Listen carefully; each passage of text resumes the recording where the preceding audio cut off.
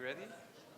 Please, video. We're just going to start with a very small video from Kala Holdings as we're trying to really talk about the importance of the financial sector in climate neutrality and sustainability. برافو عليكم شباب. تمام? Please, go ahead.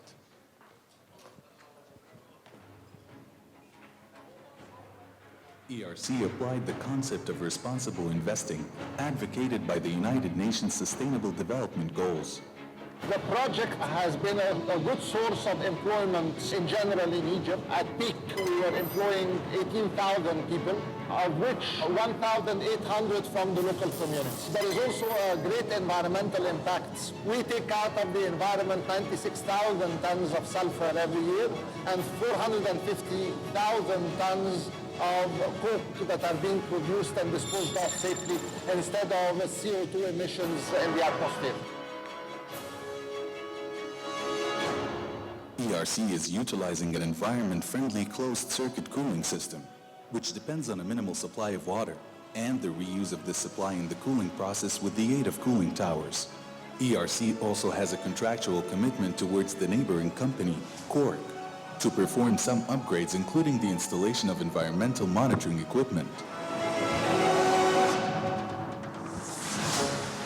ERC conducted the most comprehensive environmental social impact assessment ever commissioned in Egypt for an industrial project, the result of which ERC has been focusing on four main areas to develop the social community, economic development, and entrepreneurship: education support program, special needs support program, vocational training, and human capital development for youth.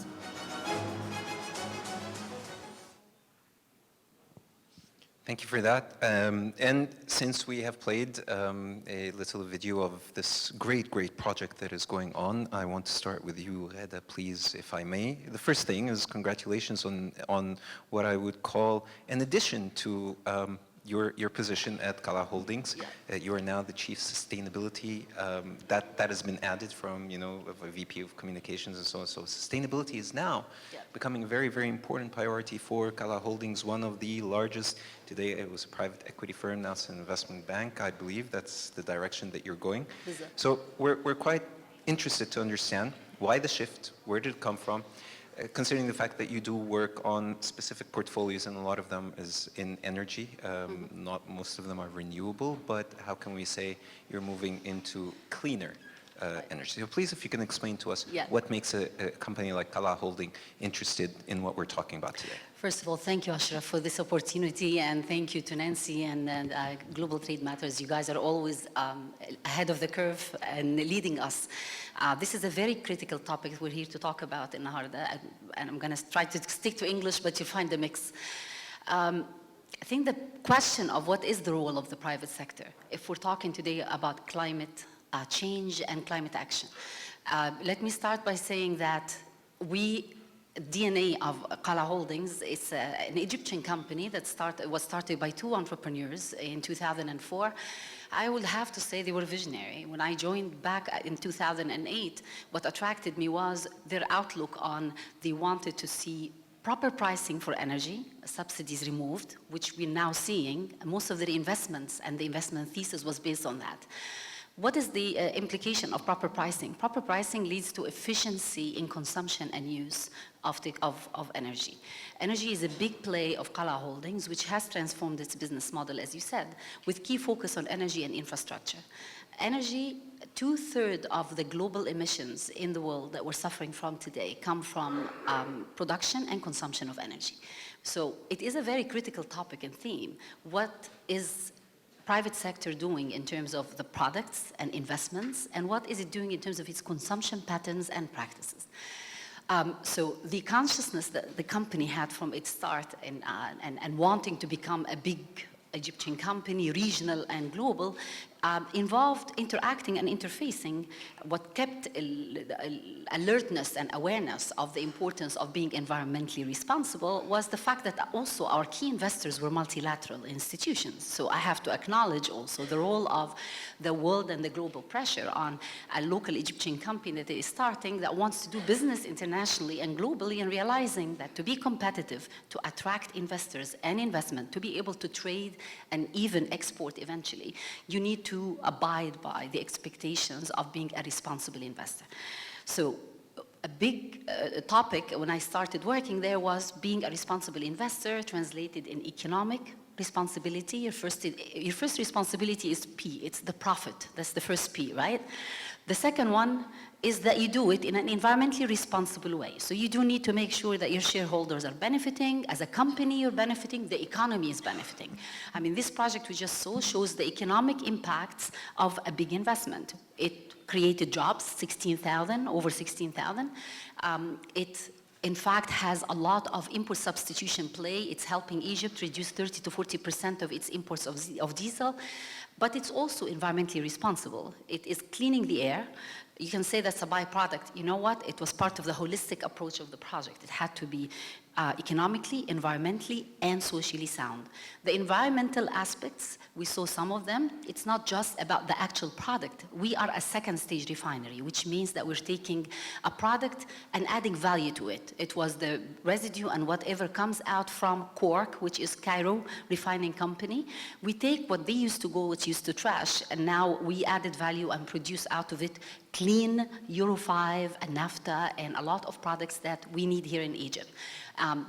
And three, we also wanted to make sure that the impact of this project on the community was very visible. So socially, we conducted a study to understand the needs of the community and made sure that we're investing in youth and women. So I wanted to start kicking off by saying people, profit, planet, which is the environment, and people, which is the community, the three Ps. And yes, there is an awareness of the importance of continuing to become a responsible investor. We'll see that, by the way, across everything we say and do. We invest in solid waste management, تدوير مخلفات, and we, in fact, residential and agri. Most of the products we have are actually waste to energy that come out of that. So we are also in renewables, solar, and in part of our belief that that is the future, and we need to contribute to achieving Vision 2030 of the country towards a better mix of clean energy. And to make sure that within the company there is a culture, the culture starting to really catch up with the vision of the founders and with our practices, we started to put a name, a label also. I have to say, I was just in Sochi, in Russia, with my chairman, talking about Africa and investing in Africa. And one of the key points that came out when we were there was, it's only if the emerging markets that include Africa that decide that they are not going to emulate developed countries as they are trying to become more, grow their economies and implement and deploy cleaner and use the technologies so that we can solve the issues. And then I went to Saudi Arabia, and I remember running on this big energy panel on someone that is a bigwig in the US. And as I was introducing myself, and Dr. Ahmed and I were talking about Qala, he said, what do you mean Chief Sustainability Officer? I thought only top 100 companies in the US have that. And we said, no, in Egypt, we have consciousness, growing consciousness. So it is out of recognizing the importance of the role that have assumed it officially. And in fact, we do have a sustainability committee on our board.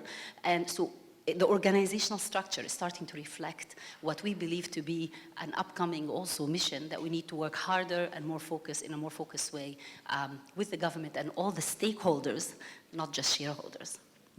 Thank you very much. I mean, it's just an effort to convince Ahmed Hakel of anything, so that we are truly honored that there are people like you that are pushing business people, visionaries, that have such big stakes in a lot of the investment funds that come to Egypt to look towards that. And as you said, 16,000 people are affected by this in their families. So we'd love to see more of what you're doing in Al across the board in the private sector.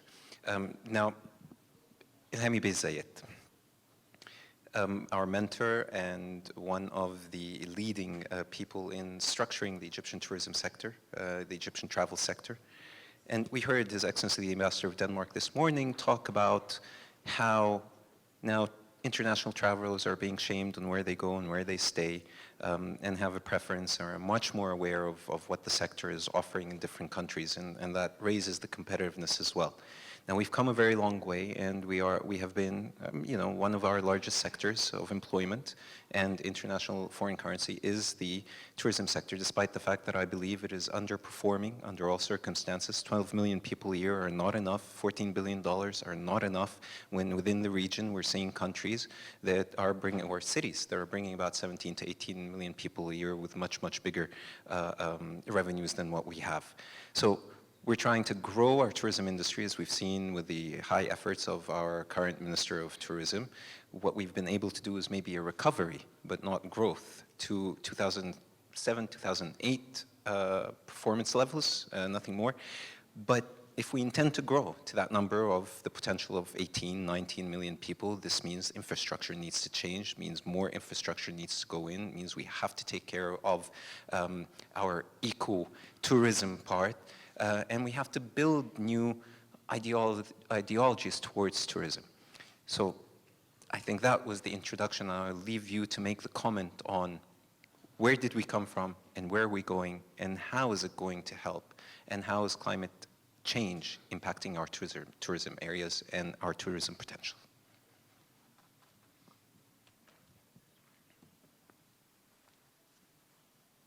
Thank you for this kind introduction. And I was a teacher in the past, so I like to be systematic in what I'm saying to make myself clear. First, I want to talk about two main organizations that controls tourism. The UNWTO, United Nations World Tourism Organization. And we put UN because we have the World Trade Organization now, but ours dates from 1948. And the WTTC, which is the parallel to the UNWTO, but it's a private sector. And it's an initiative that started by some of the big American companies, and it expanded worldwide. And it has a major role in what we are going to mention today. One definition is important today. What is a tourist? And the WTTC and WTO agreed on the last definition, which was just formulated last year. Before, we used to say a tourist is any person who spends more than 24 hours outside of his environment. Now this sentence was completed. It's a person who spends more than 365 days outside his environment, natural environment, whether for travel, tourism, or other reason, except if he is working for a job which is paid by the destination.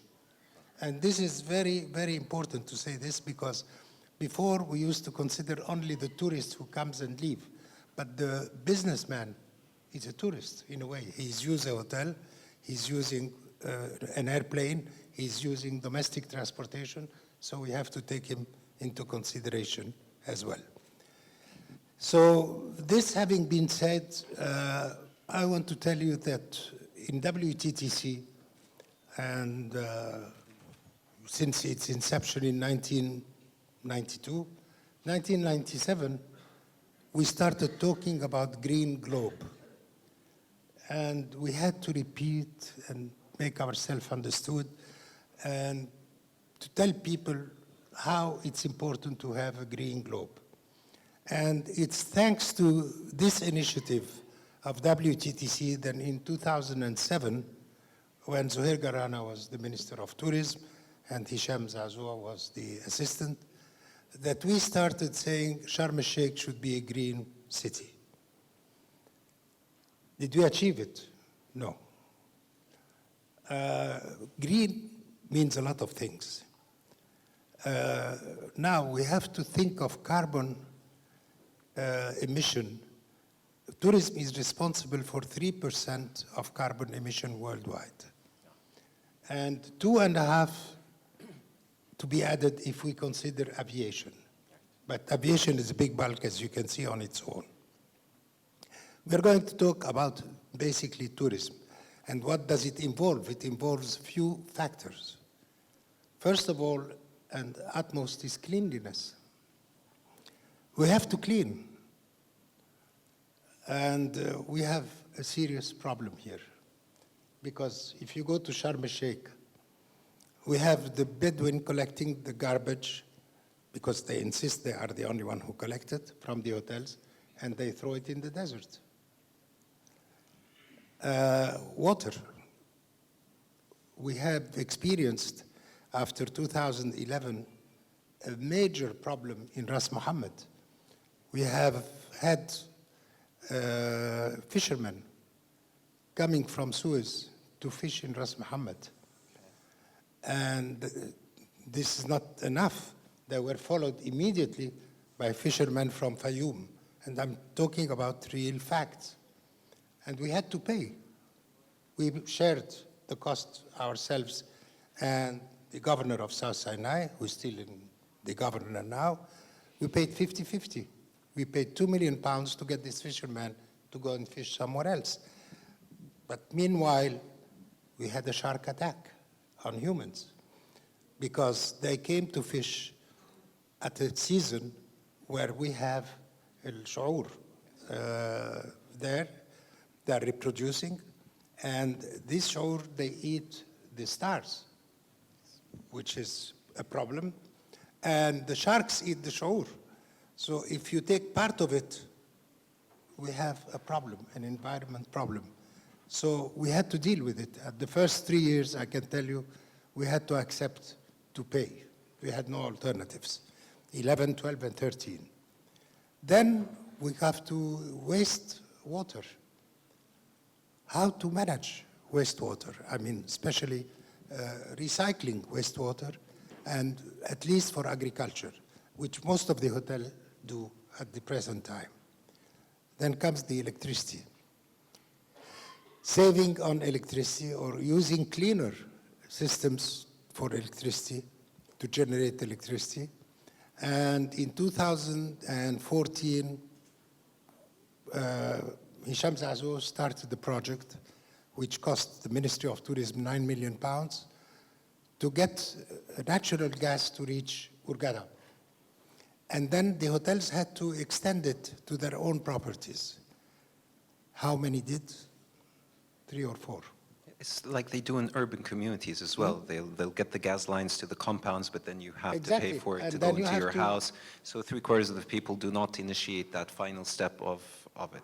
I'm sorry for that. No, that's fine. So all this needed some intervention. And it happened. We did try to do a few things in Sharm and Hurghada, and every single day I hear of a new initiative. What's the problem? There is no coordination between all the initiatives.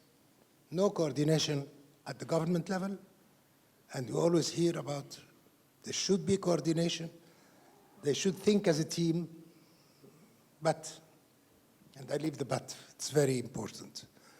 And the private sector, the PPP, private-public partnership, it could exist, but people forget that between 2011, tourism experienced the worst hit it had at all. The cycle lasted about 6 years. Result, prices were dumped. People did not even renew their properties, let alone telling them, now take care of something new, environment. We encouraged, Hisham did encourage anyhow, and some hotels had what we call the Green Star, which was a WTTC creation, and our minister, present minister, announced yesterday that we have 80 hotels that abide by this and have the Green Star out of 20, with 20,000 rooms. You know how many rooms do we have? 225,000. So 20,000 is not a number to be mentioned. And 80 hotels out of 1,500, it's really nothing. Is that because there is no government regulation, as we were talking this morning with their excellencies about government regulations or incentives for private sector tourism, or The most crucial incentive was to float the investors. You know, people who had no business. First thing, they cut on maintenance, and I'm just by passing on over, they cut on renovation, and don't tell me they will talk about environment. I mean, we started as a federation, I started many initiatives, but they reached the point and then they stopped. We even had funds to save this out of the normal, out of the banking system. The National Bank of Egypt started an initiative with financing for 5 years for solar energy. And nobody made use of it. It was there, the initiative was there, and the National Bank of Egypt was serious about it. But today I heard good news is that solar energy, you do not need any longer batteries because you can send it back to the grid.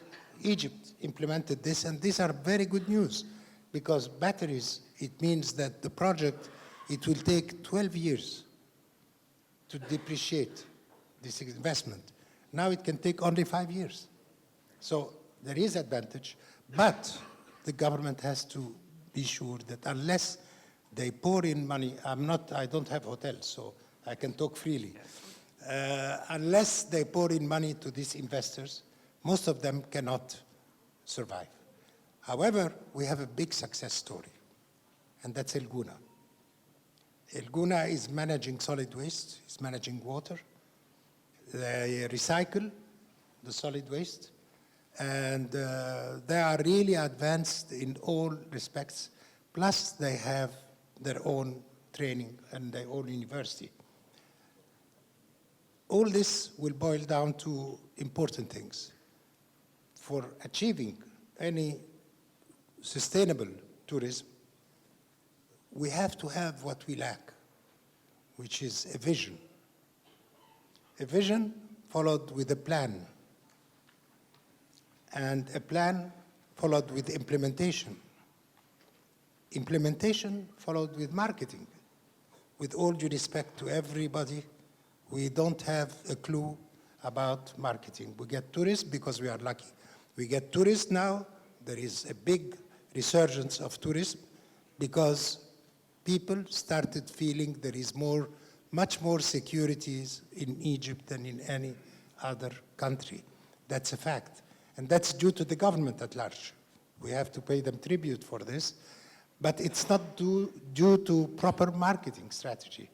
And the floating of the Egyptian pound against the dollar, I think, also made us a very attractive destination to a lot of people, as a cheap destination, I guess. This is what I hate to hear. Yeah. I'm sorry. No, please. But we are known. When we take the competitiveness, this is issued every 2 years by the World Economic Forum. Yes. Egypt is number 1 or number 2 now in cheap destination. This is something that doesn't sound proper for me. First, we have to say you get the best value for money. But this is not true because we had a migration of 2/3 of the manpower after 2011. So to give quality and value for money, which is people are looking for, it takes time. So you need time. You need to train people and to transform their jobs. Maybe a doctor can be trained as a tourist if he knows English, if he knows French, if he has languages. But just the knowledge of tourism, you can teach it in 4 months, but you cannot teach language in 4 months. So we have to know what we want, to have a vision, and then to measure to have achieved, and to understand that it's a teamwork, it's not a one-man work. We should not be selfish. We have to work as a team, private, public, and all together. Thank you. Thank you, MEB, and I will come back to you on another point, but let me move to Ms. Hana El-Hilali, and I'm going to ask you a two-part question. according to the two hats that you wear. Again, an expert in sustainable development goals at the Social Fund of Development, and you have seen international cooperation, you've seen how this impacts, and we talked about this this morning, that the financial sector in Egypt, the banking sector, things that I have been seeing when we were researching this event specifically, they'll all claim on their websites and their promotions and their marketing and their whatever reports and sustainability reports and all that. These Egyptian banks, some of them are doing some stuff, but again, they're just talking the talk and not walking the walk. All this fourth industrial revolution, digitization, cashless, societies, branchless banks. I mean, I've read it all, heard it all. I believe the multinationals a little bit more than the local players in the market, and I've seen them do more, at least because it's it's enforced upon them as an international global policy. So is our financial banking system specifically just talking the talk, or is it going to take us a bit of time for them to be able to really stick with the sustainable development goals for corporate social responsibility and really start making an impact on the action we're trying to take against climate change?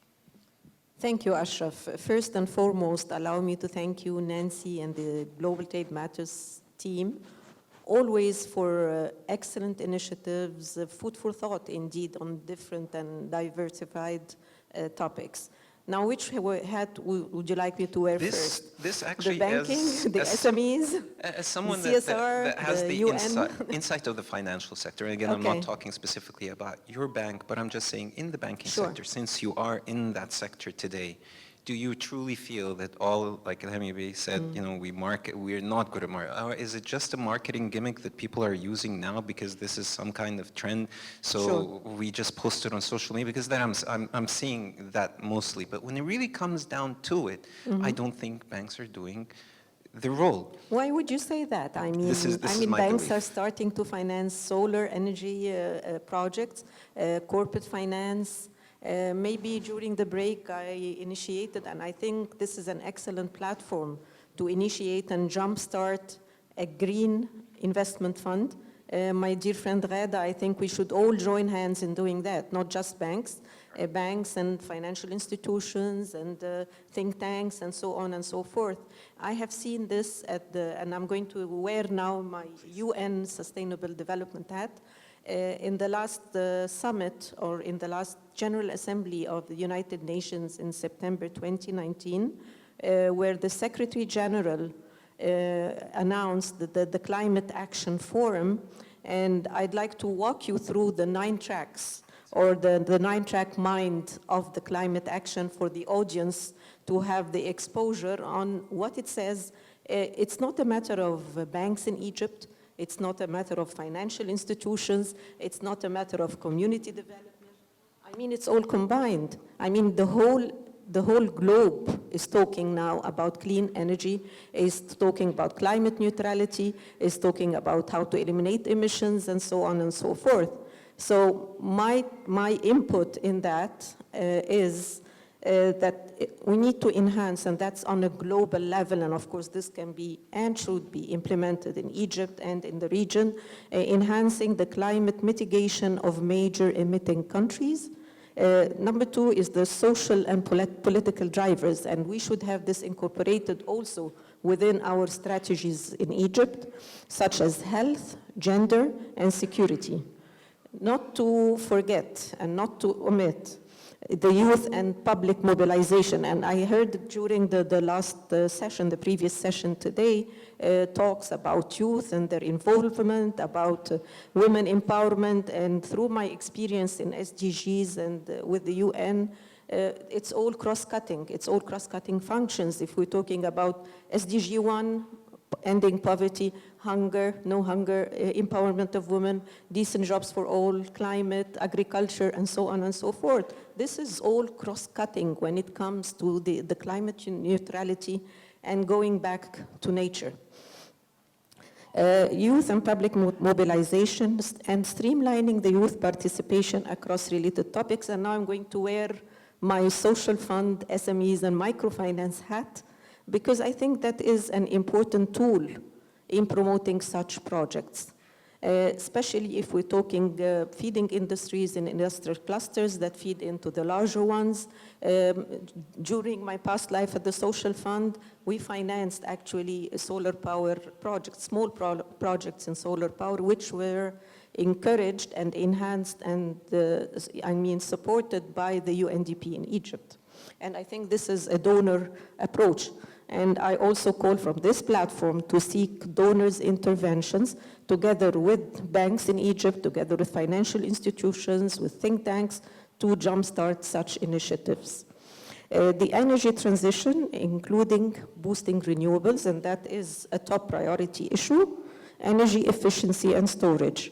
When we talk about industry transition, creating stronger commitments from emission-heavy sectors, such as steel and cement. And I had also a quick chat prior to this panel on cement and phosphates and energy factories established that should be closely looked at. The infrastructure, cities, and local action to scale up ambitious commitments on low emissions and climate-resilient infrastructure. Also, not to forget that nature-based solutions focusing on areas, we're talking about forestries here as well. We have seen, disasters happening in forests lately. So the nature-based solutions and smart agriculture and oceans is part and parcel of all this. Resilience and adaptation, focusing on integrating climate risks into public and private decision-making. And I second and echo Mr. Ilham Zayed in what he had mentioned a few minutes ago. The climate finance, and I'd like to stop here. I think we should all work on this. It's not only just about Egypt or the region. If you go back to the summit in September 2019, all the international players are working hand in hand, very closely, to mobilize resources to make things work. I'll stop here and look forward to your next question. Thank you. I will come back to you on that. But thank you for clarifying. Again, I'm inputting my opinions of looking at each and every one of your sectors when it comes to climate neutrality. And as we're saying, we're doing this because it is a collective effort at the end of the day. So each of you represent a different sector, and everything that you say basically jumps to the next speaker that we have. And I will move to you, Khaled Bey, because there is, she mentioned cement, she mentioned industry. We are in a construction boom in Egypt these days. We need a lot of infrastructure for us to be able to create the environment that will attract foreign direct investment and will create the new cities and will help us in maybe, providing a dignified life for the 2.7 million Egyptians that are born every year. And we're looking at a humongous population growth. We're looking at a country that only uses 6 to 7 to 8% of its land. So we have so much room to grow. And the construction industry is a big thing, but you represent a company that is responsible about what you do. It's the responsibility, the social responsibility aspect in a profit base on that specific spurt of growth that we're having. So please, allow me just to give you the space in the room to make comments on how is this industry affecting Egypt, and what are you doing in terms of trying to take action against climate change, despite the fact that these industries are always considered to be evil in the construction, cement. How can we view them in a different manner, and how can we make them more friendly to our environment?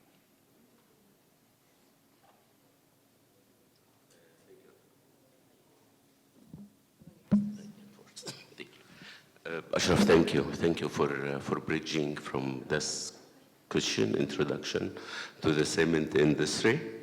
This is basically the main point I would like to start with.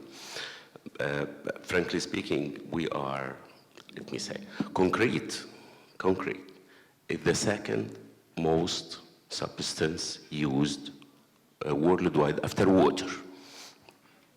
Accepted, yeah. This is accepted. This is the concrete. This is the second most substance on earth. And we cannot live without the concrete in hand. And cement industry is known that the carbon intensity coming from the cement industry production is huge. Something like 0.8 tons of CO2 per 1 ton of cement, if you would like to. Being part of a multinational, LafargeHolcim, we have been thinking, how could we be neutralizing ourselves, okay? We are emitting something like 4% global-wide from the CO2, assuming that now globally we are emitting 37 gigatons of CO2 worldwide. And with the scenarios with business as usual, if we lift it, we're gonna end up in something like 10 years having the global warming to 4 degrees rather than the dreams of 1.5 or 2 or whatever. So we are contributing with something like 4%. How to neutralize this 4% globally? There's 2 dimensions. Basically, the knowledge of the group, LafargeHolcim, had put in place to neutralize this. And this is the beauty of it. When it comes the idea of creating or developing an entity which we call geocycle, okay? Geocycle came part of the master solution we provided for the total community for this. Knowing that cement is emitting 4%, waste is emitting 1%. However, if you balance between the waste, recycling, repurposing, use in the cement, you're going to neutralize yourself. By the way, this globally is 4% and 1%. However, when you look locally, it's a bit different. It's a bit different. And that's why when we think of solutions, we need to think of local solutions, adapting to ourselves rather than just implementing the others we have. Locally, we have 4% of cement and 3% of waste. Yes. The 3% of the 0.5, Kipling's school had presented that Egypt is emitting 0.5, 0.6. But this is production-based. This is not consumption-based. Consumption-based, we are only 11 million tons Egypt, which means that opportunity in the trading is very high to neutralize Egypt from this context. Back to the local context, understanding that Egypt total emission, 3% of it coming from waste, 2 dimensions, the solid waste and the wastewater. Okay?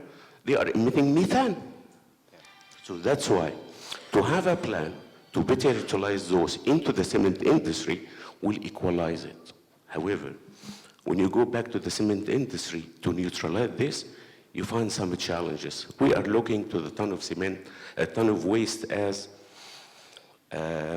something, you need to put incentives for the people to work on and so on.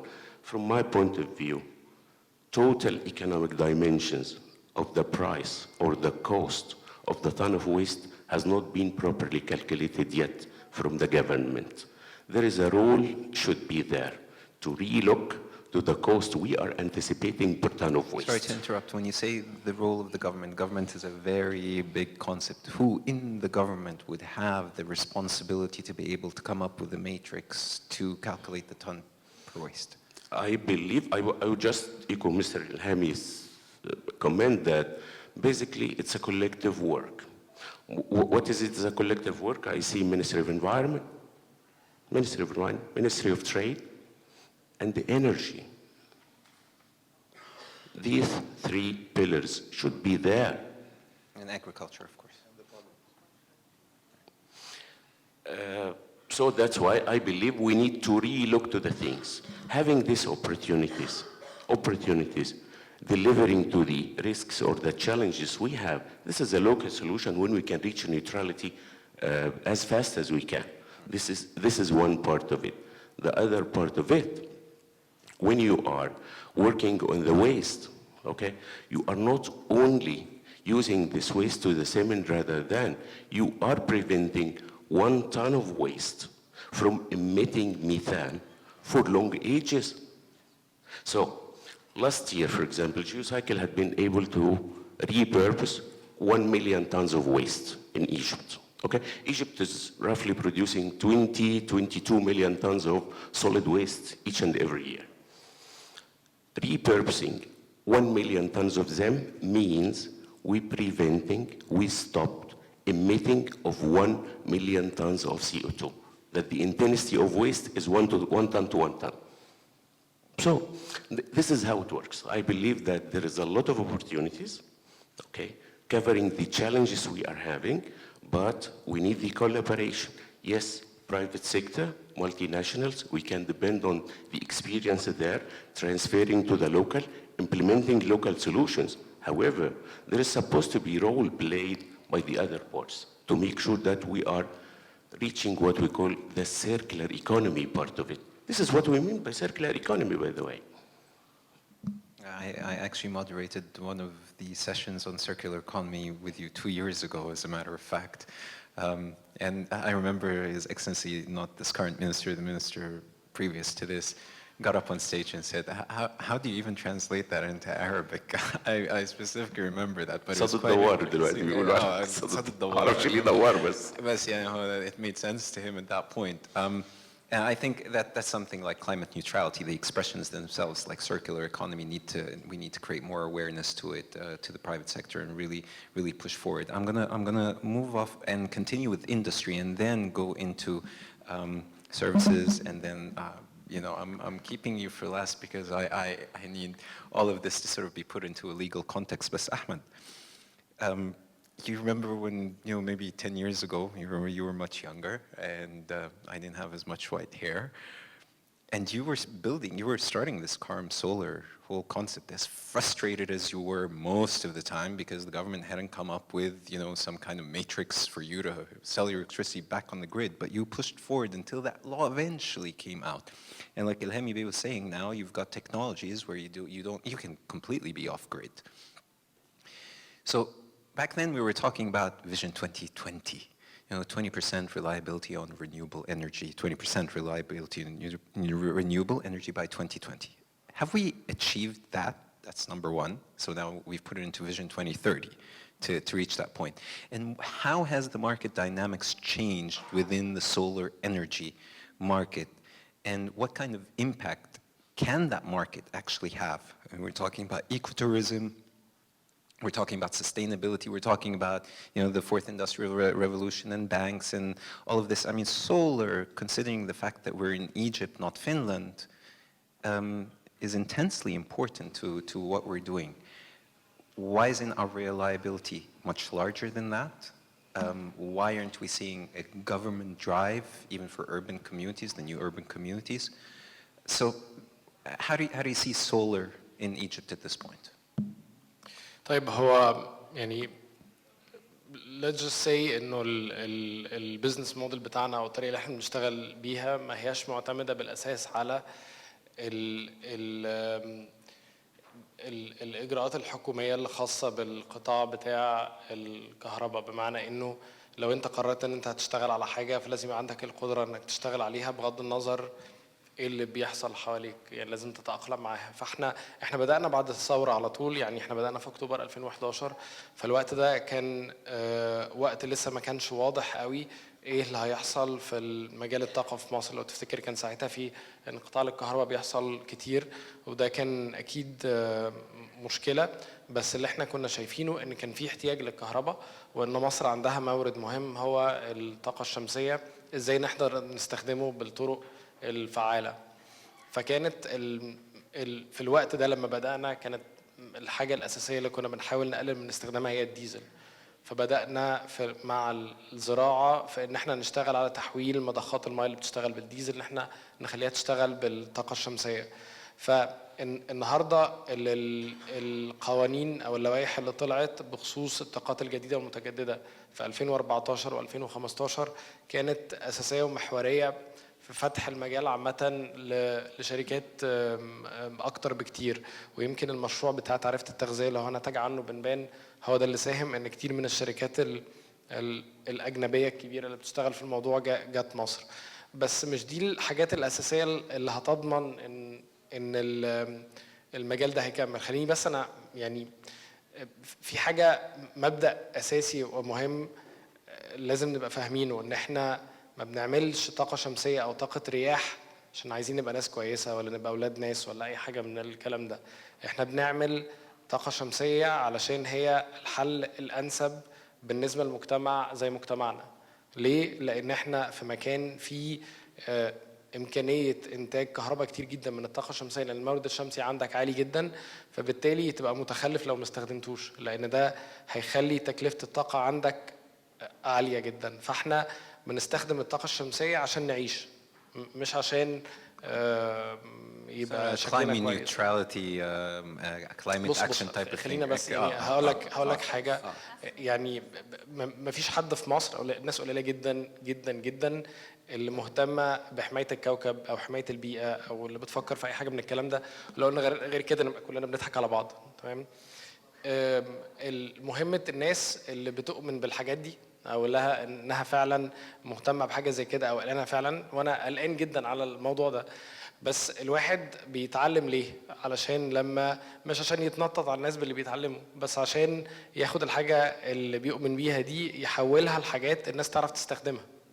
فهي لو الناس متعودة انها تستخدم الكهرباء بطريقة معينة، يبقى وظيفة الناس اللي زيي ان احنا ناخد اللي احنا بنؤمن بيه وناخد نشوف ايه التكنولوجيات الموجودة او ايه الحاجات اللي ممكن نطورها ونطلع منها كهرباء زي الناس متعودة عليها. فمش هروح اقول لحد اشتري الكهرباء دي عشان دي من الطاقه الشمسيه فهتخليك بني ادم احسن. لا.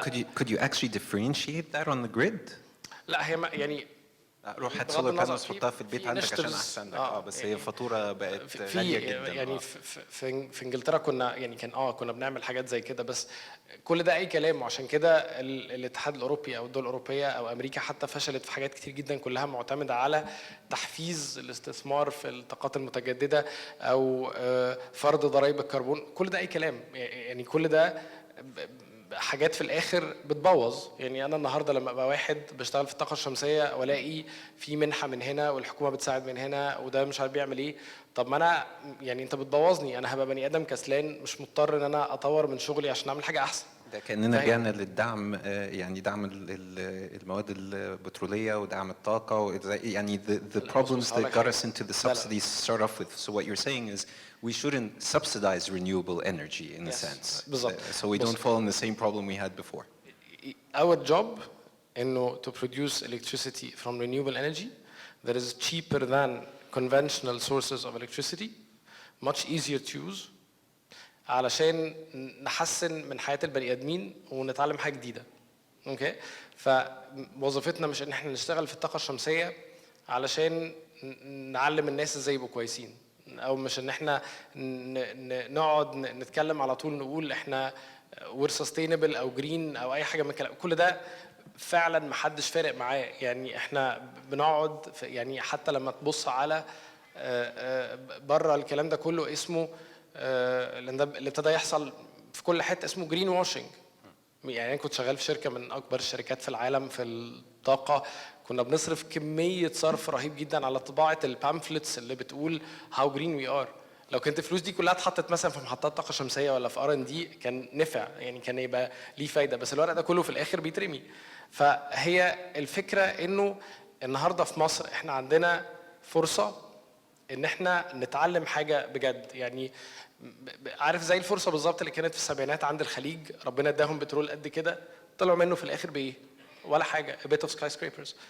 بس احنا النهارده عندنا فرصه انه ربنا حطنا في مكان عندنا مورد رائع، عندنا برين باور رهيبه. يعني النهارده اللي احنا بنشوفه في الامكانيات البشريه اللي موجوده في مصر in terms of the skills بتاعت الناس الموجوده من الفنيين او المهندسين رائعه. It's very easy to push existing knowledge في مصر لان تكلفه انتاج المعرفه في مصر قليله جدا. في نفس الوقت قدرتنا على استخدام المعرفه دي ان احنا نحسن من مستوى معيشتنا احنا الشخصي. يعني انت كبني ادم ما انت هتعمل فلوس ازاي؟ ما انت لازم تحل حاجه.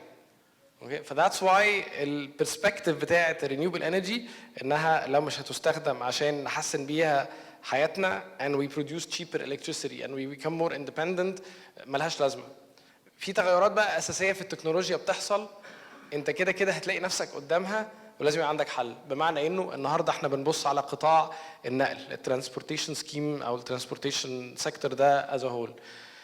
السيكتور ده بالكامل في خلال ال10 سنين الجايين هينتقل تماما شبه تام بطريقه تامه يعني من تحت حاجه من الحاجات اللي وزاره البترول المفروض تكون مهتمه بيها وبتشتغل عليها لوزاره الكهرباء. ليه؟ لانه العربيات الكهرباء كده كده هتحصل regardless of whether you're interested فيها ولا لا. على سبيل المثال لو انا قلت لك النهارده is it possible to produce a cheap PC? Yes. Are you going to buy it? لا. ليه؟ لان مفيش حد بينتجه، لان الايكونومكس كلها مشيت في اتجاه ان كل الناس لازم تنتج لابتوبس.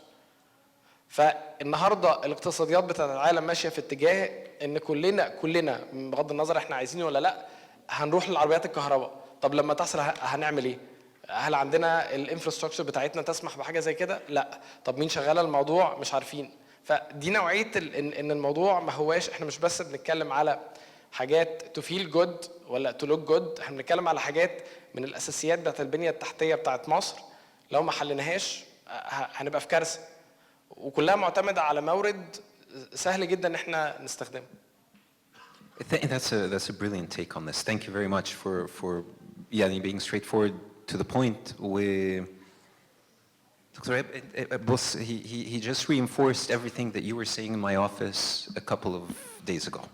Okay, you said to me what Ahmed just said to everyone is it will never make any kind of sense. Nobody's going to care unless they've got an economic gain or profitability from it. So climate change, like Ahmed just تفضل, is renewable energy has to make economic sense to people. It has to reduce their cost. It has to increase their profitability. It has to be more. يعني it's got nothing to do with this. It's just a natural progression. زي ما كان الراجل this morning was saying, you know, the Stone Age ended, but stones are still around. Maybe the concrete age one day will end. And the fossil, يعني, but it is the new technologies, and it makes absolute sense. Would you like to comment on what Ahmed said and يعني, just repeat what you and I were talking about in terms of, well, just to get back to a point, عشان انت بتقول البيبر ونطبع وبتاع وبصيت عليا وانا ماسك البيبر. We were having this conversation that hopefully we're going to work with decarbon in 2020. أنا فاهمك أنا. We were talking with Decarbon at our office with Dr. Rahab, and they're going to work with us for us to improve, and for next year that our events become less and less, you know, carbon print waste. But we'll have to work with the hotels. We have to work with the venues that we do our conferences in. So it's not just something that we're going to do. It's something that we're going to have experts work with us on. We're going to have sponsors support that concept of, you know, less carbon, you know, events in a sense. And hopefully we can start a trend in Egypt with their support. So I'm sorry, I just needed to make that comment. Well, please, your comments on what Ahmed was saying and your thoughts about what was said on the session. Thank you so much, أشرف. وأنا عارف إن كل الناس شكرت جلوبال تريد ماترز النهارده بما فيه كفاية، بس الحقيقة أنا عايز أشكرك أنت personally ولسبب خاص. You are an excellent moderator. وأنا قاعد بتفرج على الفن بتاع أخذ الخيط وإعطائه تاني، قاعد بتفرج على الفن بتاع الكونستراكشن. This is really an international benchmark. احنا في العالم كله. ثانك يو سو ماتش، لان انا عارف قد ايه ده بياخد حجم قرايه كتير قوي، وبياخد انسايتس وفي تالنت، جزء تالنت واضح جدا. فريلي ثانك يو. والحقيقه ان التالنت دي هي اللي بتقلب الديالوج الى افكتيف ديالوج، لانه otherwise it will always be a superficial dialogue. وخليني اخد سريعا قبل ما انجيج مع البلاتفورم والفلور، خليني اخد سريعا من كلمه احمد. كلمه احمد is so much Egyptian and bottom up. كويس. الراجل شغال بايده على الارض، وهو بيروح يقعد مع السي او بتاع الشركه بكام، هيرجعوا كام في قد ايه. This is the language that they understand. الكومنت السريع الصغير جدا اللي هحطه هنا we can open discussion عليه بعدين.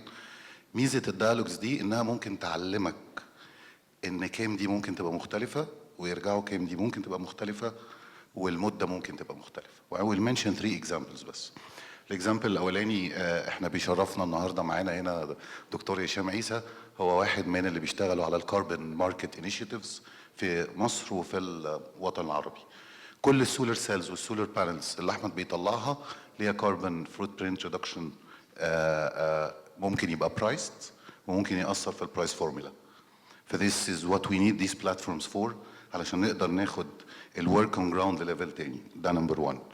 concerning البانكينج اندستري، احنا كونسلتنتس لليوناب اف اي اللي النهارده بتدي جرين لاينز اوف فاندز لكل البنوك. وعلى فكره احنا بدينا الانيشيتيف دي من سنتين، كان ماضي عليها 40 بنك، النهارده ماضي عليها اكتر من 100 بنك، منهم 3 بنوك مصريه، سي اي بي مضى، كريدي اجريكول مضى، انتازا سان باولو، اليكس بانك مضى، واكسبكتيشنز ان الباقي هيمضي. ف this is another window that can support the solar industry. And the solar industry is not a technical industry, it's a know-how industry. It's a complete platform. I'm open to all questions هنا.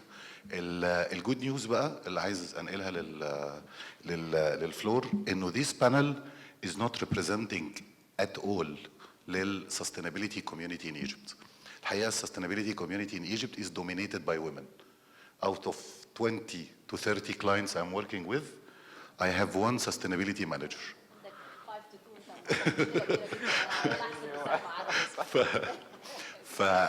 We are working with more than 20 to 25 sustainability managers who are all women. لدرجة ان انا لما بلاقي واحد راجل موجود انت بتعمل ايه هنا؟ عشان انتوا اصلا يعني ladies worth 1000 men فيعني بالظبط. I'd like to thank you for الموفي اللي انت عملتيه، لانه it takes دايما initiators ان هم يطلعوا something like this ويببلشوه.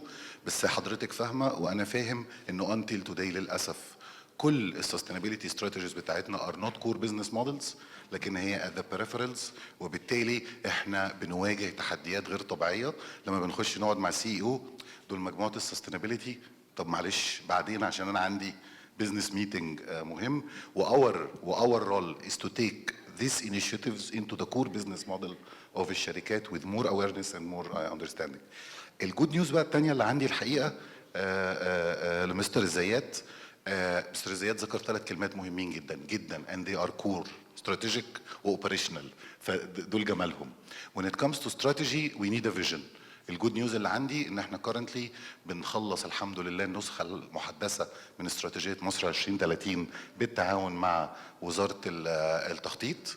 وان شاء الله فيري سون قطاع السياحه من القطاعات اللي هتشوفوها جوه الاستراتيجيه ديت، واخد قطاع رائد للتنميه، قطاع قائد للتنميه جوه استراتيجيه السياحه.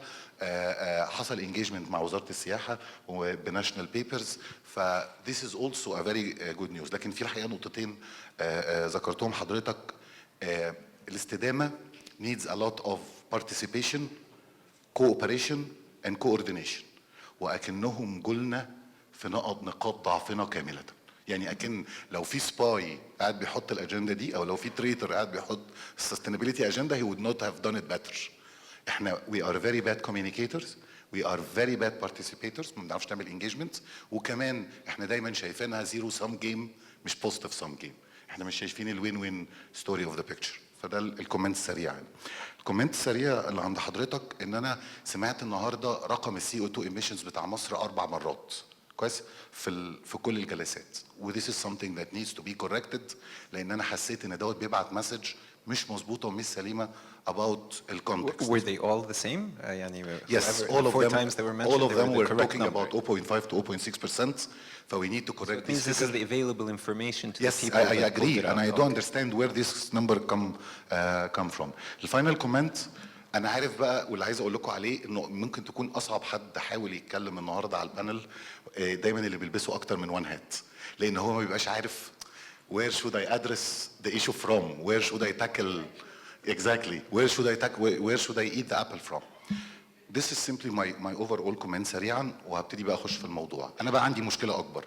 انا PhD in Sustainable Development، فانا الثيوريتيكال فاونديشن بتاعي غالب عليا، المدرس دايما هيبقى غالب عليا وانا بحاضر. انا كونسلتنت لليونايتد نيشن في اعداد اول تقرير لمصر، فانا عندي الجلوبال امبريلا ومجموعه من المنظمات الدوليه.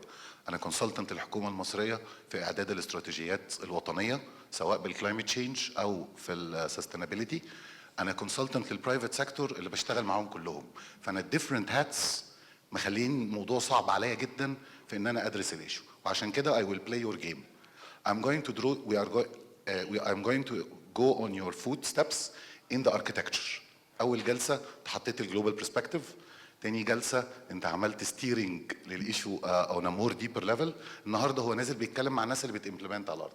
عشان كده انا عايز اتواصل مع حضراتكم on the same level. I'm going to draw the picture on the same level.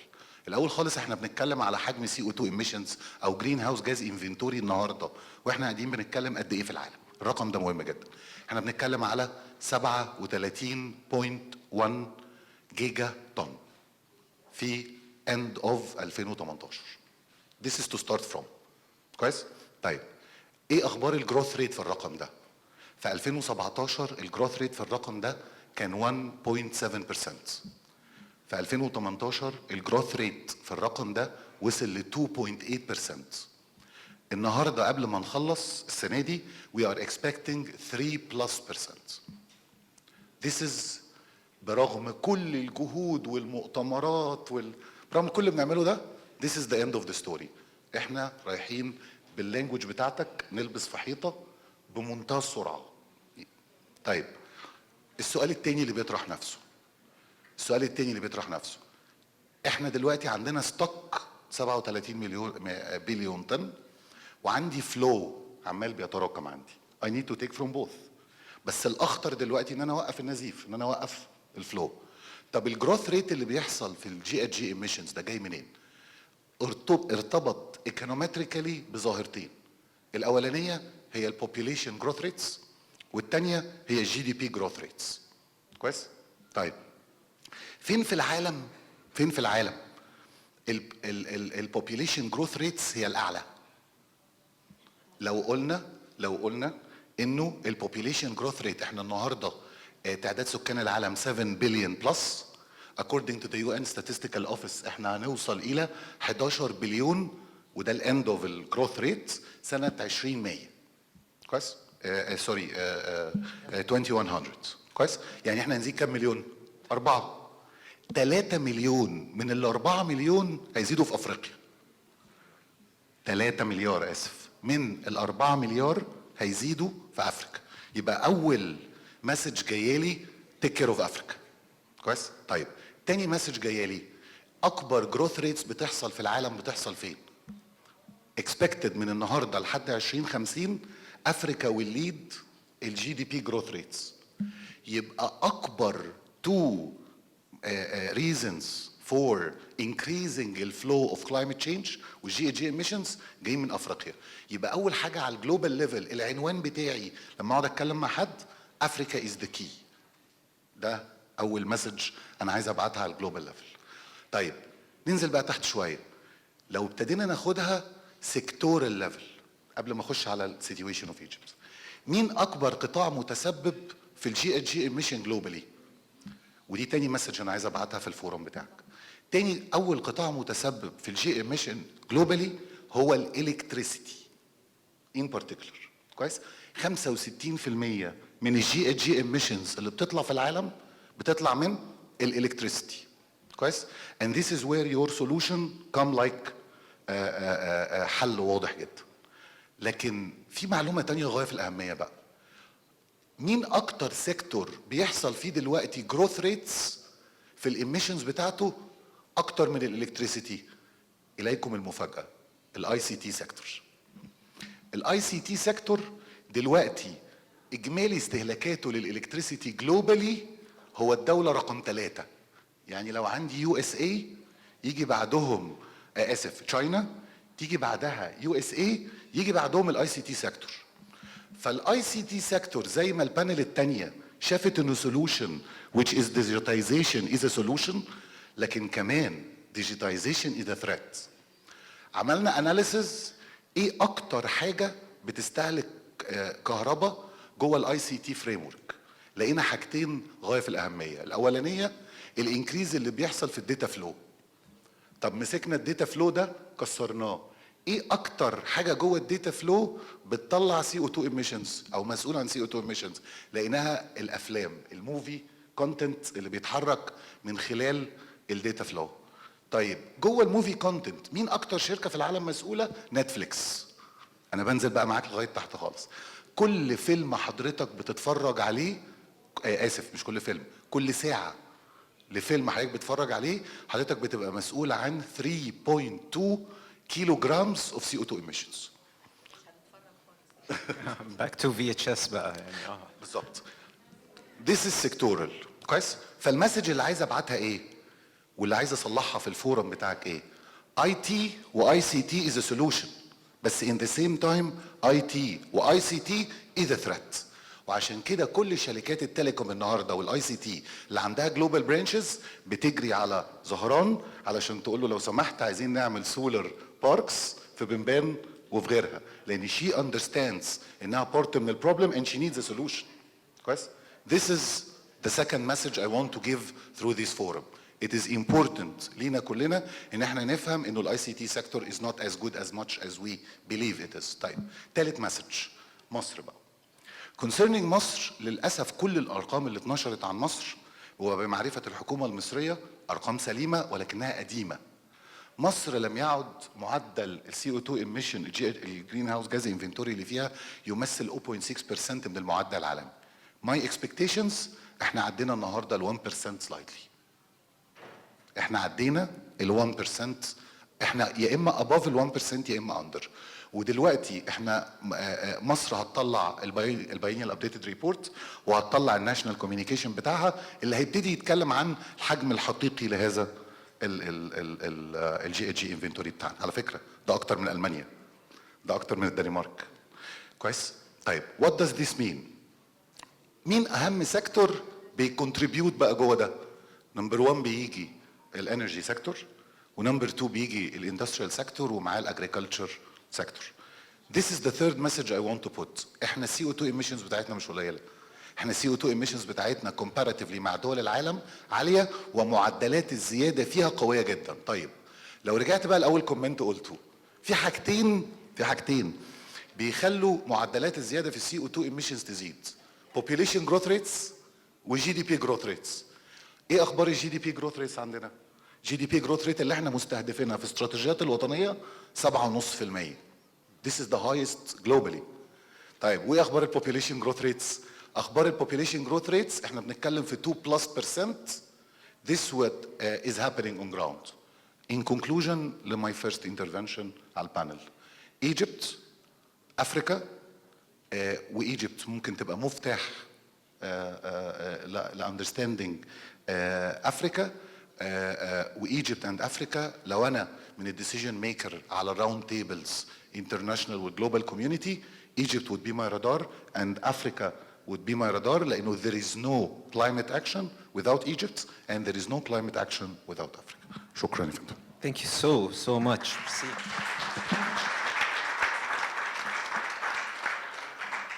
دكتور محمد عجمي. اوكي احنا سيبناهم كلهم يقولوا اللي عندهم. اوكي. I'm seeing you sitting there writing down everything that's being said. And actually, to be honest with you, my line of direction to you was going to be a little bit more, how can I say, naive if I would have started with you first. Would have went down the track of legal aspects بتاعت climate neutrality يعني الحاجات اللي كنا بنسألها الصبح وبرلمان يعني what are the legal concepts of this. But I want you to feel free to make comment on each and everything that they've said here because you know يعني Ahmed burst the bubble at one point.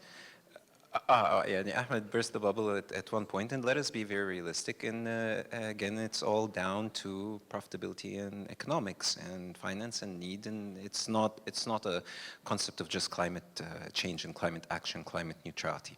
Now, you deal with a lot of private sector companies on the legal aspect of this. Your firm specifically focuses on that point of focus or point of interest. So please, Yani, I'd like to take your perspective on this, Doctor, from a legal perspective and a personal perspective. تفضل.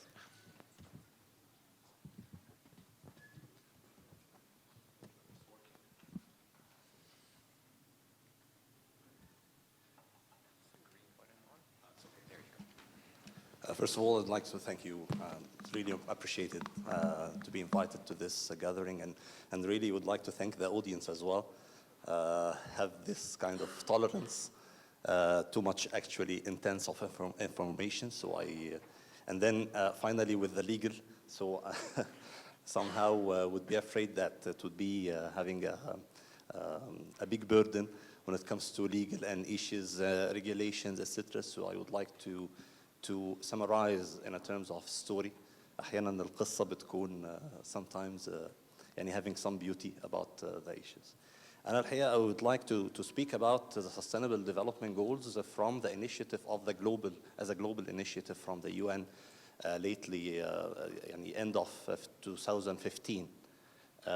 When they decide to put the 17 pillars or goals to be mentioned and to unify all the efforts from the whole globe in the 17 as a one-off initiative, and everything would be matrix with the sustainable development. Before the sustainable, we could say that there was a kind of millennium development goals, but the sustainable actually something completely different. We are talking about not only the future, we are talking about sustainable for new generations, sustainable for get the world much better, the future much better, and in 3 different pillars which are contributed: social, economic, and environment. We're not talking in isolated issues, so we're not taking the economy aside from the environmental and not taking the environmental aside from the social. So when it comes to any project, for example, oil and gas, finance, when it comes to water efficiency, we have to think about how to collaborate all this together. And this might be the end of the story.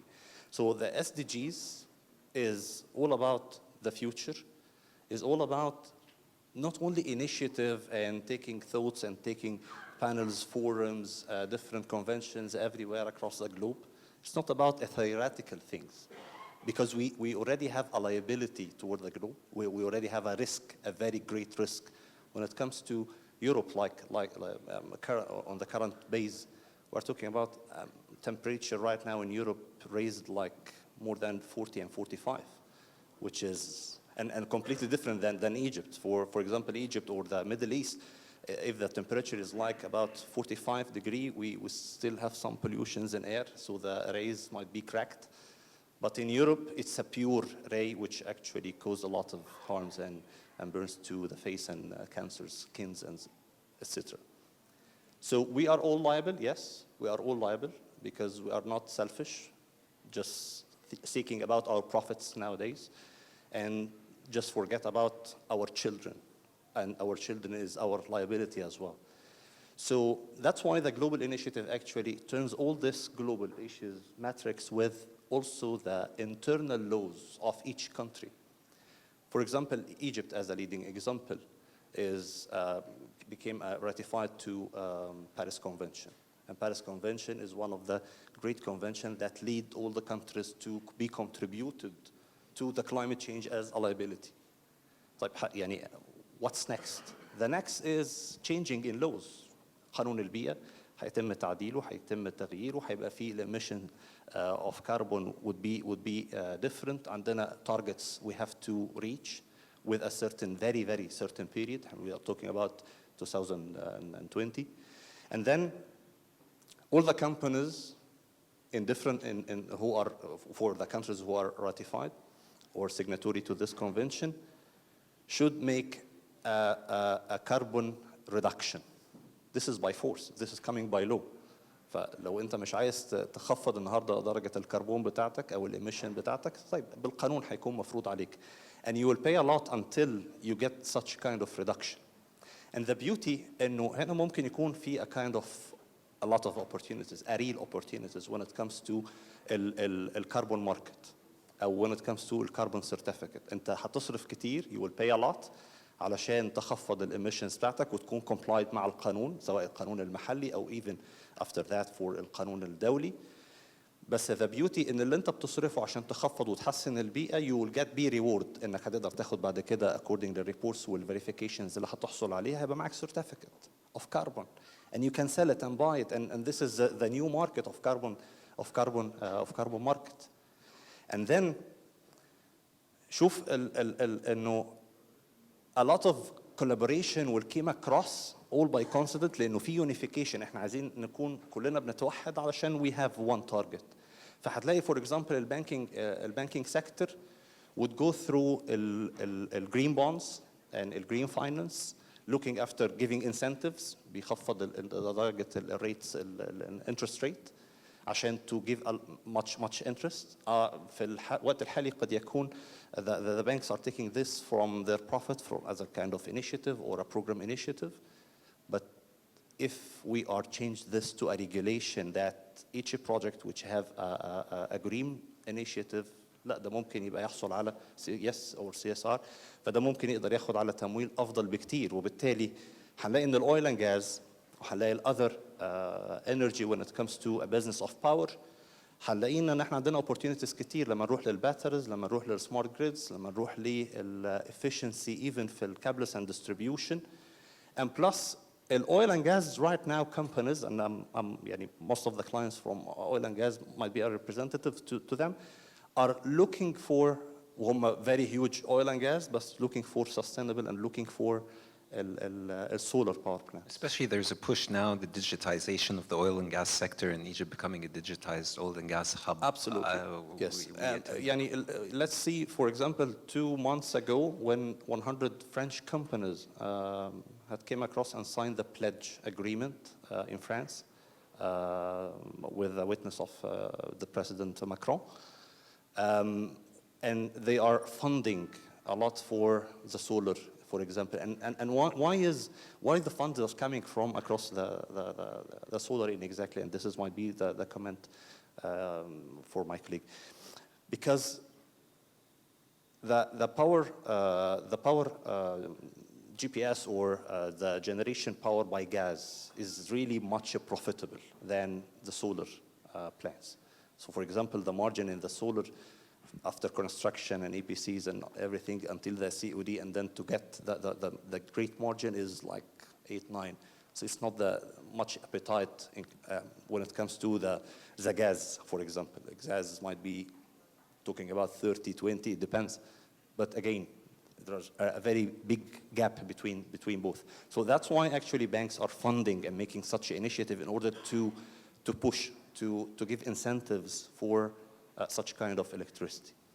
The other opportunities is for startups and entrepreneurs to not to work in isolated island, but to collaborate with other corporate and other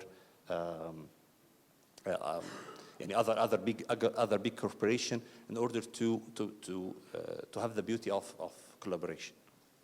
And this is kind of synergy actually اللي هي في الآخر بتقدم الريل بيوتي اوف السستينبل ديفلوبمنت جولز. فهي مش مجرد انها كلام انشائي او ثيوريتيكال، لا هتكون بيها طبعا فيها بروجكتس كتيره جدا. لما نيجي نتكلم على الاجريكلتشر فاحنا بنتكلم على الهيدرو، نيجي نتكلم على الترانسبورتيشن، yes electric cars would be a massive I do agree with my colleague on this، لان احنا بنتكلم على a very huge electricity وسبيشالي كمان in Egypt. احنا عندنا النهارده مخزون كبير جدا من الجاز is coming from the Mediterranean hub. وانت عشان يكون عندك الغاز ده بالشكل ده فانت محتاج ان انت تشغل بيه محطات الكهرباء اللي هي بتشتغل بالغاز اللي هي الجي بي اس. and then عندك a lot of يعني عندك فائض كبير جدا من الكهرباء. ف this is might be a challenge for the solar power plants. عشان كده بنفكر ان احنا نصدر الكهرباء في for neighbor countries. But again the point is ان احنا نحول عبء اللي موجود على وزارة البترول في انها بتدعم يعني ما بنتكلمش على الدعم دلوقتي كدعم سولار او بنزين او محروقات، لكن هيقلل اكيد العمله اللي طالعه بره البلد علشان يجيب الدعم. فالنهارده انت بتنقل ده على وزاره الكهرباء اللي هي اوريدي عندها الفائض، والفائض ده هيجي من ان انت اوريدي بقى عندك غاز. وده احنا ممكن لو كان في تشالنج في السنه او السنتين اللي جايين، لكن اجين احنا وي ار توكينج اباوت استراتيجيه 2030. 2030 يعني مش هنبدا 2030 احنا بنخطط من دلوقتي علشان 2023 يبقى عندنا شايفين حاجه لايك رول موديل، مش لسه قاعدين بندرس، لا احنا نكون اوريدي وصلنا للكلام ده. This is a kind of flavors across the sustainable development and how it's interact مع القانون الدولي. Just a very small tip. إنه كمان في sustainable development goals goal number 9, which is I think it's very important when it comes to innovation. Innovation goal number 9 وهو في interaction مع الوايبول والWTO World Trade Organization في الكونفنشنز اللي بتحمي الملكيه الفكريه، وده الحقيقه بيدي بارت كبير جدا من الستارت ابس ومن التكنولوجي انها تبتدي تدخل في يعني opportunities كتيره جدا when it comes to climate change. احيانا كتيره لما بيكون عندنا ايفنتس وبنبقى عايزين يعني ستارت ابس بيشتغلوا على ابلكيشنز تخدم البيئه وتخدم الزراعه تخدم الووتر افشنسي، بنروح ندور عليهم. That's mean ان احنا we are working on isolated area. فاحنا we need to collaborate together. Thank you so much. Thank you. I'll just stay with you because seriously, I think we've overdone ourselves with the presence of this session. Absolutely incredible. I think I need 3 hours minimum to be able to go up and down this line. So what I'll do is I'll take from you final comments for the session. And as I do so, I invite each and every one of you to the continuation of our climate neutrality dialogue in 2020. And I think this should be just a teaser for everyone at this point. So we were talking this morning about, for example, again, I was talking about the UK. This whole government is coming in and saying, I'm going to delist companies that are not abiding by, certain environmental standards or, carbon emission standards and so on and so forth. And I had the discussion with the ambassador what else can government do? Can government actually do that? Really incentivize, really push, really create the regulations? And from that point, I'm just asking you, is Egypt does it have that type of legal environment per se, regardless of whether climate change is the incentive or the premise of why we use renewable? How do you see the legal environment in Egypt? Maybe, particularly when it comes to national integrity for the Sustainable Development Goals Initiative 2035. This is for energy, which is different also than the National Sustainable Development Egypt Vision 2030, which actually, when you see this kind of pillars, it's actually cover everything. So it's not about energy only, it's not about environmental, it's not about logistics, because also logistics play a very big role for the energy and distribution as well. And not only banking finance, we're talking about tourism, we're not talking about real estate, and what is the social and the economy as a playing role. So when it comes to government and regulations, I think that nowadays, or maybe Dr. Ihab can highlight on this, every minister in Egypt nowadays have a kind of pushing for the sustainable development because it's became a national goal. And it's actually matching in exactly with the initiative goal with the UN of 2030. So we are matching to this. And let's say the beauty that our constitution, القانون الدستوري أو الدستور المصري, actually is mentioning, and it might be that the first constitution talk about the sustainable, التنمية المستدامة.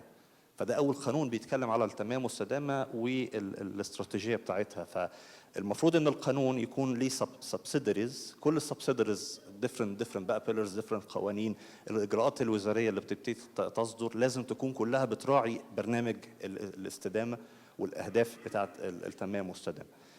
The other highlight is إنه البرنامج رؤية مصر 2030 مش زي بقية الخطط الرباعية والخماسية المختلفة اللي كنا بنسمع عنها in the past. زي 2020 مثلا. يعني because it's nowadays we are talking about اللي حاطط الاستراتيجية محطوطة من فوق ومحطوطة كمان من الجراوند.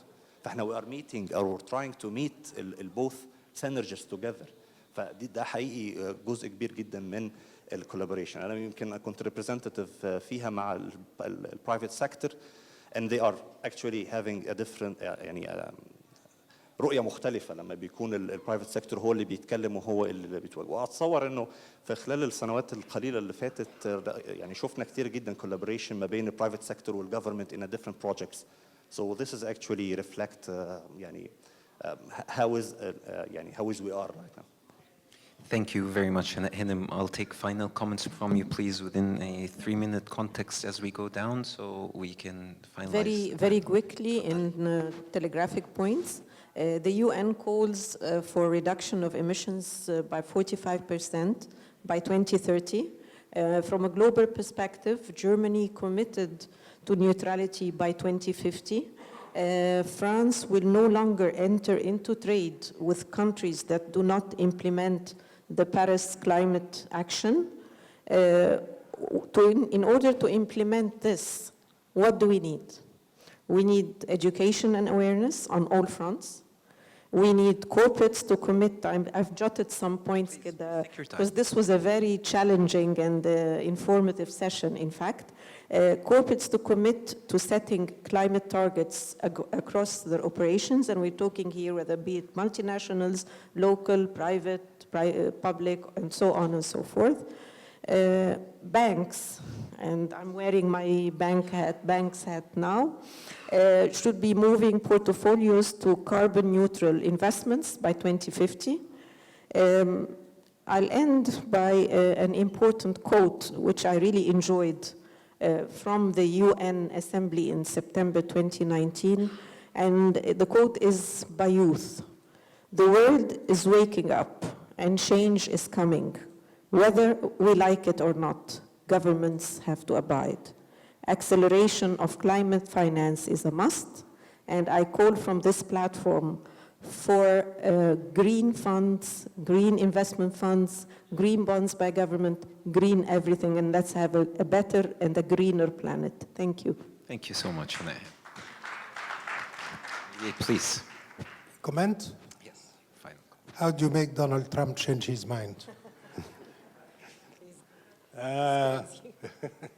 About everything, but not about what we are discussing now. We have to have more financial support for our industry. The banks have refrained completely from financing. When you tell them tourism, they say, no, out, as if we were something you shouldn't talk about. But this is serious. 3 years ago, I started an initiative called the Tourism Investment Fund. I started it actually in 2014 during Sharm el-Sheikh meeting, and everybody signed. And I said, we have to raise funds, not to loan the tourism, but to buy assets in the tourism at today's price, and to guarantee to resell them to the owner if he wish, as the first refusal, the right of first refusal, and if not, sell them. You looked at them as distressed assets, or how? No, he will enter in the capital of the company, and but he will enter provisionally for 7 years, for 8 years, whatever is determined. And we started with these funds after I convinced Hisham Zazo to put in some funds with Ayadi, which he did, and it stopped there. So this idea is out of the box, and everybody said it's a wonderful idea because the banks won't take a risk. The guy is an owner. And then the land of a hotel, which is normally 100 million pounds, would be estimated at today's value 50. And when he sells, he can sell it at 200 because tourism is picking up again. So, you have ways, but people have to be more understanding. Then, what Dora Fiani said, it has to be a concerted effort between countries, not only, and actually WC, TTC, we had prices available for the best hotel that complies with the Green Globe, for the best bus company that is turning to electricity. Now, buses are not even renewed, and the whole key in buses in the travel industry is to have a new fleet, to less consumption, less pollution. And we have to remember one thing. If you enter any pharaonic tomb, you will see on the walls, when there is the judgment of the Pharaoh, did you pollute the water of the Nile? Or did you allow anyone to pollute the water of the Nile?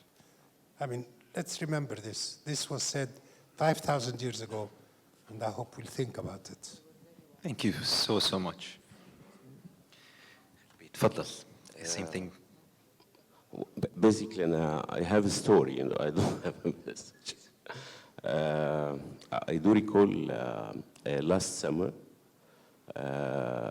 we have signed, as Geocycle, we have signed an agreement, memorandum of understanding between ourselves and GIZ for marine littering. It had been very big, okay, all over the media. We signed, you know, big contract agreement between ourselves and GIZ to tackle the marine littering in Egypt, specifically in Kafr al-Sheikh and Dumyat. We started there and so on. Frankly speaking, I feel proud of myself that, you know, I signed something big, yeah? And then we traveled to Sahel to spend 1 week there or so. And one day, my daughter waked me up 5 a.m. in the morning, saying, "Dad, I don't have something to be done on shore. I would like to help me to drive me there." I went with her. I find a group of young ladies, let me say, collecting there with a net in Sahel to collect plastics from the sea. I came to understand the lesson. It does not take, you know, big contracts with GIZ, with big chunks of those, no. It might take every individual action to do something. This is my message. My total respect to her and her friends, and thank you. Yeah, you are putting us in a test because 3 minutes, because we have to cope with it. I would like to simplify my vision in 3 minutes. First, the problem. The problem is that those who emit are not those who pays the price. Okay, can you hear me, please? Those who emit are not those who pays the price. Those are the guys that are emitting, and those are the guys who are paying the price out of the tourism sector. And here where you have a role to lobby against the case and the issue. This is the problem. This is the major problem. Now, what about the solution? For the solution and from the economic perspective, Egyptian perspective, I'd like the standpoint. Solution should be segmented on leadership, planning, execution, monitoring and reporting, and learning and adaptation. Each has his own solution. The leadership has to understand that we don't need a change agenda, we need a transformational agenda. Because what we will be facing does not need change management, it needs transformational management. We are in front of a crisis. According to the 2019 World Economic Forum Global Risk Report, climate change comes the risk #1, and weather conditions comes the risk #2. So you have the first and the second risks related to climate change. Leadership has to understand that we need a transformational agenda. This is my first message to leadership. When it comes to planning, when it comes to the second level, the planners didn't learn in their MBA programs anything about the planet. They only learned about the profits. When you talk with them planet, they told me, we didn't take it in our curriculums. We need to insert from now on in the curriculums, in the particularly business curriculums, more issues about the planet, more issues about the risks that we are going to face in the coming periods. 3, concerning execution. Execution without monitoring and reporting and without impact assessment is like no execution. I need a baseline impact assessment before executing any project. Because without monitoring and reporting, we will never learn.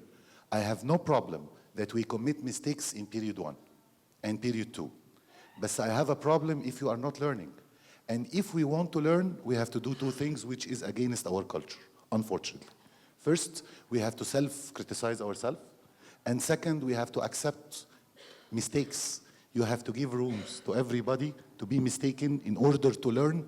Otherwise, we will stay importing sustainability and sustainability conference as much as we are importing HR, finance, legal, and everything. Give a room to the new generation to make mistakes, to learn, to adapt, to improve a national context, and to work on it. My final word concerning the message that I want to give from here, the only thing that frustrates me really is that on the governmental and the political agenda, if we have 22 files, the climate change is the file number 24. So it takes us a lot of efforts to raise this file head front on the global agenda, and to quote a very close friend of mine, climate change is the coming global terrorism. So we have to take care and take actions. Thank you so much. Thank you very much, Dr. Ghadahanim.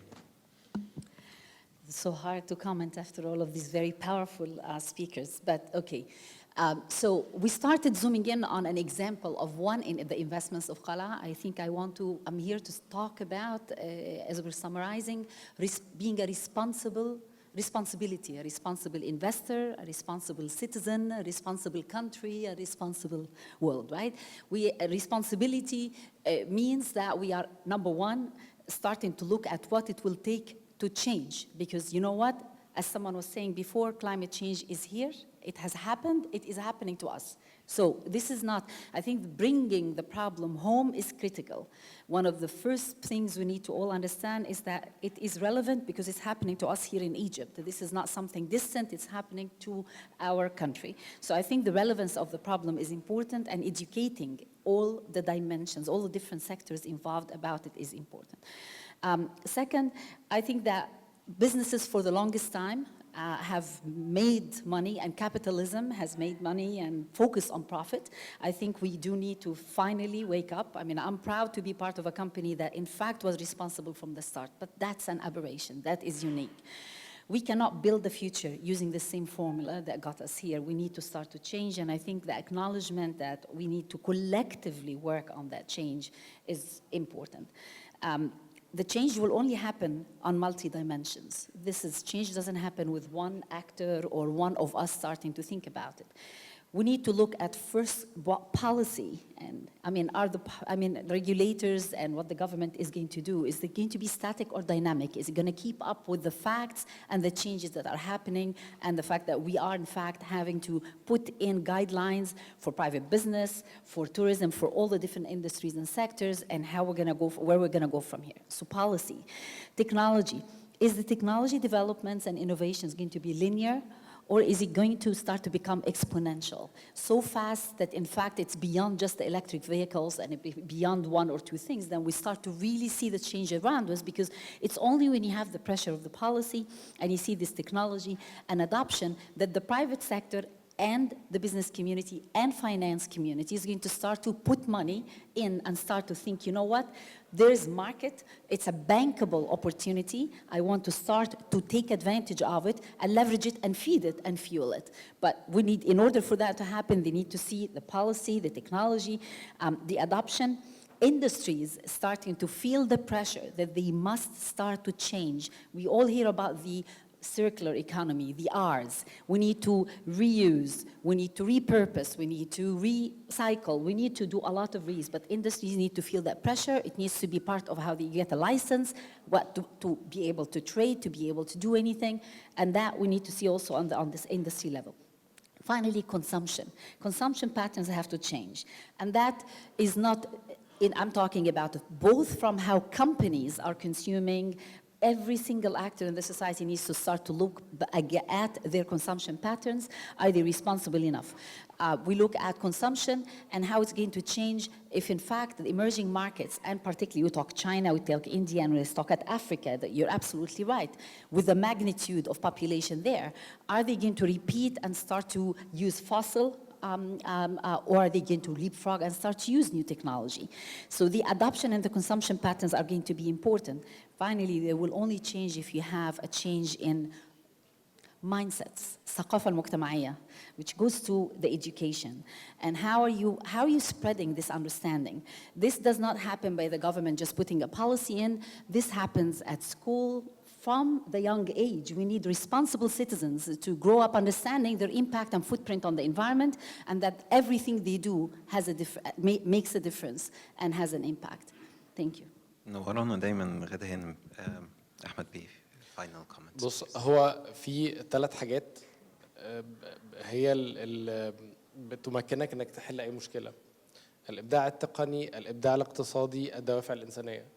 فانت بتستخدم الابداع التقني والابداع الاقتصادي عشان تطلع بحلول قادره على انها تتعامل مع الدوافع الانسانيه. الدوافع الانسانيه دي يعني البني ادمين بيفكروا ازاي وبيتصرفوا ازاي. ففي نهايه الامر البوليسي ميكر، الشخص اللي قاعد بيحط السياسات، لازم يبقى عارف هيحط السياسات بتاعته بناء على ايه. الناس اللي عندها القدره انها تقول له يحط السياسات بتاعته على اي اساس هي الناس اللي بتشتغل في التكنيكال ديفلوبمنت، لانها اللي بتحاول تطلع بتكنيكال سولوشنز او انوفيشنز تتعامل مع المشاكل اللي احنا بنقابلها. الناس اللي بتعمل ايكونوميك انوفيشن، فاللي بتقدر تحط بزنس مودلز قادره انها تستخدم التكنولوجيات دي او قادره انها تحدد المشاكل اللي التكنولوجيات دي لازم تتعامل معاها. وبعد كده فهم كويس جدا للدوافع الانسانيه اللي هي البيهيفيرال ايكونومكس، اللي هو الاقتصاد اللي مبني على تصرفات البني ادمين. لما ال3 دول بنحطهم مع بعض بنقدر ان احنا نطلع حل لاي حاجه. ده النهارده اللي ناقص في مصر. يعني الكلام بيبقى كتير بطريقه عامه او بطريقه ليها علاقه بالحاجات اللي بنحلم ان احنا نوصل ليها، بس الكلام بيبقى قليل جدا على ايه اللي يتعمل على الارض. فدول ال3 components. أنا مش عارف أشكركم إزاي. Thank you very very much, and again I wish I had more time. Thank you.